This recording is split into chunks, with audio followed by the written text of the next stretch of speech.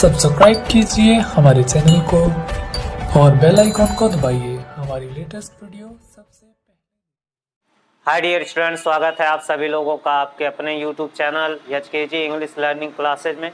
Student, जैसा कि हम सभी लोग इस समय टेंस के बारे में स्टडी कर रहे हैं, उसी क्रम में आज हम सभी लोग फ्यूचर टेंस की शुरुआत कर चुके हैं और फ्यूचर टेंस में आने वाले दूसरे नंबर पर फ्यूचर टेंस का जो दूसरा पार्ट होता है फ्यूचर कॉन्टिन्यूअस, उसके बारे में स्टडी करते हैं। और तो चलिए शुरुआत करते हैं फ्यूचर कॉन्टिन्यूअस टेंस के बारे में। जैसा कि मैंने यहाँ पे लिख दिया है, फ्यूचर कॉन्टिन्यूअस टेंस अपूर्ण भविष्यकाल। अपूर्ण भविष्यकाल यानी कि इसमें क्या होगा कि काम आने वाले समय में जारी होने का बोध होगा, मतलब काम का जारी रहना पाया जाएगा। और इस काल के हिंदी व पहचान क्या होता है स्टूडेंट्स? पहचान वाक्य के अंत में रहा होगा, रही होगी, रहे होंगे, रहा होगा इत्यादि, हुआ हुई, हुआ होगा, हुई होगी इत्यादि जो है वाक्य के अंत में आते हैं। इस काल में स्टूडेंट्स सबसे पहले हम लोग ये ध्यान देंगे, इसमें टॉपिक क्या है, इसमें सहायक क्रिया कर्ता के अनुसार विल बी एवं शैल बी का प्रयोग किया जाता है। और क्रिया में, क्रिया के फर्स्ट फॉर्म में क्या लगाते हैं? ING लगाते हैं, जिसका मतलब रहा, रही, रहे हो जाता है। आपको क्रिया का कौन सा फॉर्म लिखना है? फर्स्ट फॉर्म, और उसमें क्या लगाना है? ING। सहायक क्रिया क्या लगाना है फ्यूचर टेंस में? जैसे आई और बी के साथ बताया गया है कि आपको शैल का प्रयोग करना है, और बाकी अन्य सभी कर्ता जिसमें थर्ड पर्सन और सेकेंड पर्सन के जितने भी सब्जेक्ट होते हैं उसके साथ जो है हम सभी लोग विल बी का प्रयोग करेंगे। याद रहे, क्रिया में ING आपको लगाना रहेगा।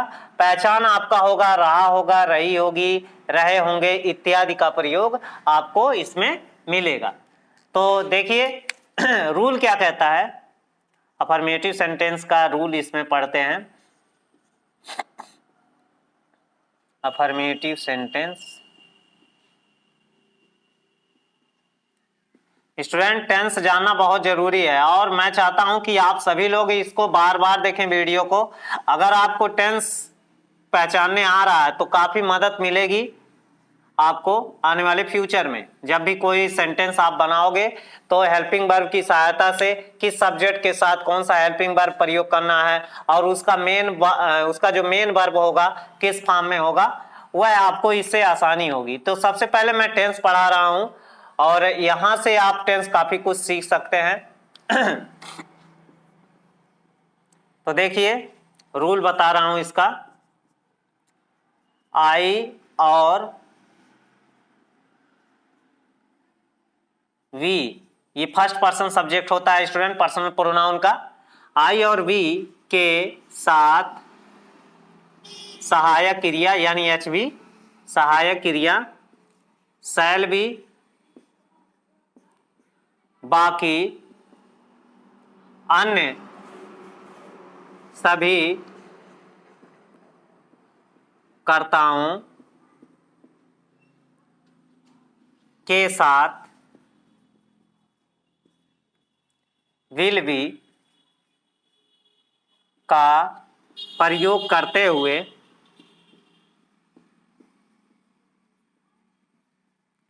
वर्ब में, वर्ब फर्स्ट फॉर्म में आपको ING लगाना रहेगा। ING जोड़ देते हैं, मैं यहां लिख दे रहा हूं। तो चलिए रूल आपका ऐसे है, आई और वी के साथ आप हेल्पिंग वर्ब क्या लगाएंगे? Shall be. बाकी अन्य सभी कर्ताओं के साथ जो भी किसी का नाम आ रहा है, you, they, we, he, she, it आ रहा है प्रोनाउन, तो उन सब के साथ आपको क्या लगाना है? विल बी लगाना है। क्रिया में आपको ING लगाना रहेगा, नहीं तो सेंटेंस आपका गलत हो जाएगा। फिर इसका फार्मूला बता रहा हूं, सब्जेक्ट विल शैल प्लस आपको बी लगाना रहेगा, प्लस क्रिया में ING, फिर ऑब्जेक्ट प्लस कॉम्प्लीमेंट। उदाहरण देखते हैं। ये फार्मूला आप लोग जरूर लिखते रहें अपने नोटबुक। जब ये चैनल देखें तो अपने साथ नोटबुक जरूर रखें, ताकि आपको इससे मतलब जल्दी से लिखने में आसानी भी हो और आपको पता भी चल जाएगा रूल और रेगुलेशंस कैसे हैं इसके। जैसे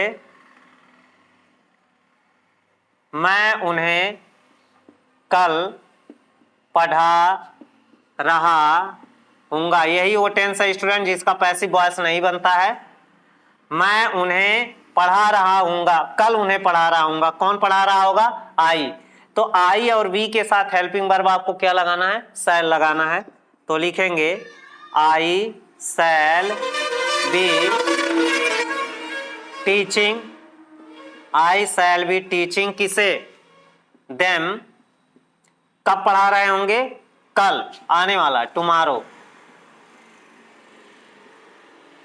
आई shall be teaching them tomorrow, मैं उन्हें कल पढ़ा रहा हूँगा। दूसरा एग्जाम्पल इसी का, तुम उसे उपहार दे रहे होगे, तुम उसे उपहार दे रहे होगे। तो क्या करेंगे? यू थर्ड पर्सन है तो यू के साथ आपको सहायक क्रिया क्या लगानी है? विल लगानी है। यू विल बी, गिव माने देना और उसी में आपको क्या लगाना रहेगा? गिविंग किसे? Him. You will be giving him, क्या दे रहे होंगे? ये गिफ्ट।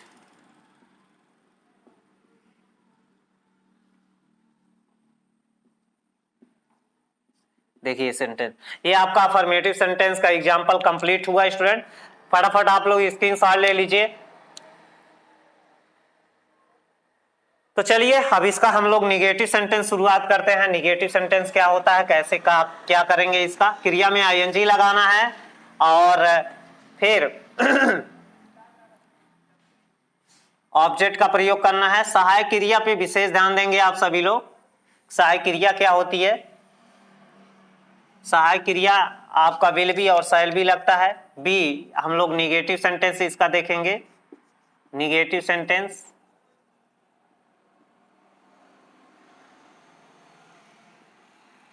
नकारात्मक वाक्य,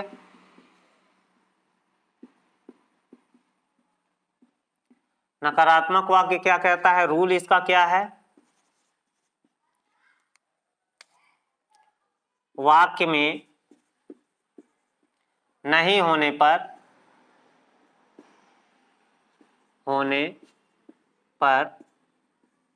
विल एवं शैल के बाद नॉट बी का प्रयोग करते हैं। किसका प्रयोग करेंगे स्टूडेंट्स? विल शैल को के बाद हमें क्या लगाना रहेगा? नॉट का प्रयोग। नॉट बी, ये बी भी इसी के साथ रहेगा। फार्मूला इसका दे रहा हूं, जैसे subject will shell plus not be plus क्रिया में आईएनजी, बाकी सारा प्रोसेस उसी तरह रहेगा। फिर आपको ऑब्जेक्ट फिर कॉम्प्लीमेंट का प्रयोग करना रहेगा। देखिए इस पे आप ध्यान देंगे, जैसे मैं उसे यहां नहीं बुला रहा हूँगा, मैं उसे यहां नहीं बुला रहा हूँगा। तो आप क्या करेंगे? इसके लिए आई के साथ आपको क्या लगाना है? शैल। शैल के बाद आपको क्या लगाना है? Not B. I shall not be calling, call means बुलाना, उसी में आईएनजी लगाना है। कॉलिंग हिम, कहां पर? हियर, मैं उसे यहां नहीं बुला रहा हूँगा। दूसरा एग्जाम्पल दे रहा हूं, गीता खाना नहीं पका रही होगी। ये आप सारा चीज देखिए, चाहे पास्ट टेंस का वाक्य हो चाहे फ्यूचर टेंस का वाक्य हो, सारे टेंस का वर्णन जो नरेशन किया जाता है प्रेजेंट टेंस में ही किया जाता है। ये आप हमेशा याद रखें, मैंने पहले भी बताया था। गीता खाना नहीं पका रही है, कौन नहीं पका रहा है? गीता। गीता विल, उसके बाद आपको लगाना है not be. Geeta will not be क्या कर रही होगी? कुकिंग वैसे हालांकि कुक माने खाना पकाना ही होता है, फिर इसमें हम फूड लगा देते हैं ऑब्जेक्ट दर्शाने के लिए। Geeta will not be cooking food, ये आपका हो गया निगेटिव सेंटेंस स्टूडेंट। तो फटाफट स्क्रीनशॉट ले लीजिए इसका। अब हम आगे बढ़ते हैं इस टेंस का इंट्रोगेटिव सेंटेंस। इंट्रोगेटिव सेंटेंस क्या कहता है?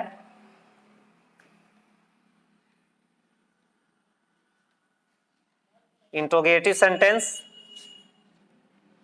सी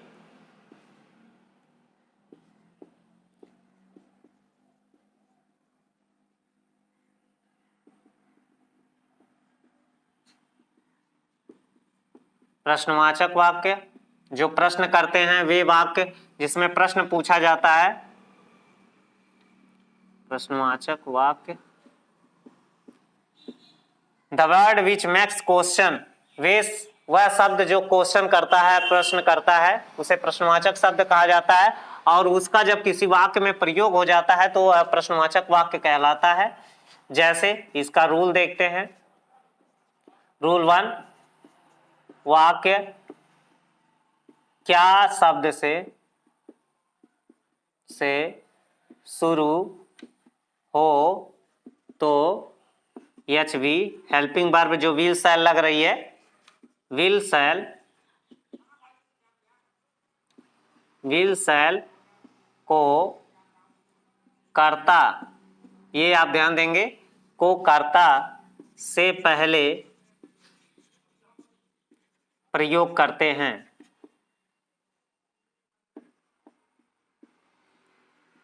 विल शैल को किससे पहले? कर्ता से पहले प्रयोग करते हैं। फार्मूला दे रहा हूं, कभी भी वाक्य क्या शब्द से शुरू हो तो आप व्हाट नहीं लिखें, उस सेंटेंस के अनुसार जो उसमें टेंस प्रयोग होता है और उस टेंस में जो हेल्पिंग वर्ब प्रयोग होता है उसको कर्ता से पहले प्रयोग किया जाता है।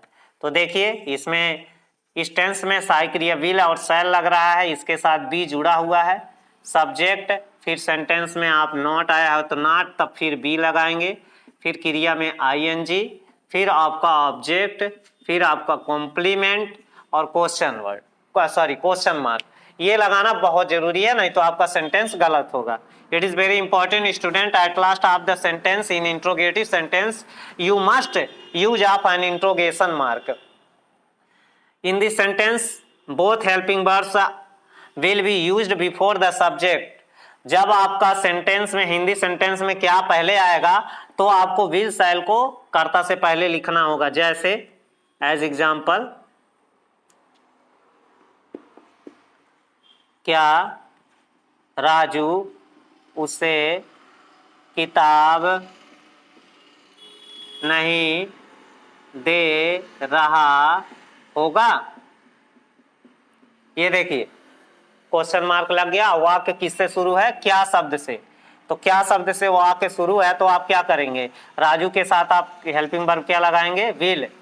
राजू, सेंटेंस में नॉट भी है तो बी लगाएंगे, नॉट के बाद तभी बी का प्रयोग होगा। Will Raju not be giving him a book, या द बुक लगा सकते हैं, क्वेश्चन मार्क। दूसरा, क्या तुम किताब खरीद रहे होगे? क्या तुम किताब खरीद रहे होगे?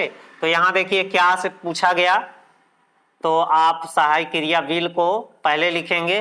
विल यू बी, इसमें नॉट नहीं है, बाई में ING, buying, will you B buying a book, या द बुक, या बुक्स की संख्या बढ़ा सकते हैं, क्वेश्चन मार्क। अब इसी का रूल 2 बता दे रहा हूं स्टूडेंट, कि जब वाक्य में कब, क्यों, कहां, कैसे, क्या, कितना, कितनी, कितने, कौन, किसे, किससे इत्यादि, क्यों जैसे शब्द हिंदी में बीच में आए तो अंग्रेजी जब उसका ट्रांसलेट किया जाता है तो सबसे पहले उसकी अंग्रेजी लिखी जाती है, तब कोई हेल्पिंग वर्ब टेंस के अनुसार प्रयोग किया जाता है।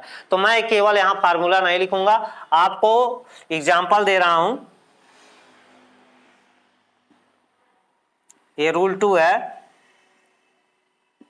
वह कल कहाँ जा रहा होगा, वह कल कहाँ जा रहा होगा। तो सबसे पहले आप क्या लिखेंगे स्टूडेंट, कहाँ की मीनिंग, वेयर, स्थान के बारे में पूछ रहा है, it is asking about the place. Subject क्या है आपका, ही, तो ही थर्ड पर्सन है, थर्ड पर्सन के साथ सहायक क्रिया क्या लगती है, विल, वेयर विल। अब सब्जेक्ट आपका ही है, where will he be go, गो में क्या लगाएंगे, आईएनजी, गोइंग, कब, टुमारो। तो इस तरह से आपका स्टूडेंट फ्यूचर कॉन्टिन्यूअस टेंस समाप्त हुआ। फटाफट आप इसका स्क्रीनशॉट ले लीजिए। चलिए ठीक है स्टूडेंट, मैं देख रहा हूं इस समय जो स्टूडेंट सब्सक्राइब किए हैं चैनल को, उस वीडियो को देख नहीं रहे हैं। आप उस वीडियो को देखिए और मेरा ये दावा है कि आप 100% जो है इस चैनल से अंग्रेजी सीख जाएंगे।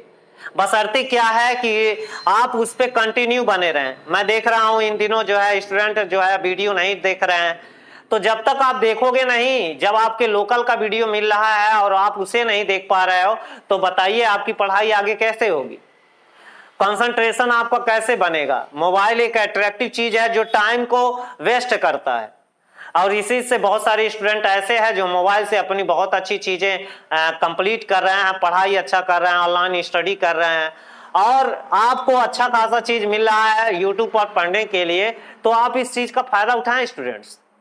तो चलिए मिलते हैं अगले वीडियो में। आशा करते हैं कि आपको यह वीडियो पसंद आएगा, और आप सभी लोग चैनल को जरूर सब्सक्राइब करें और ज्यादा से ज्यादा लोगों के पास इसे शेयर करें, ताकि और स्टूडेंट भी इस चैनल का फायदा उठा सके। Thank you.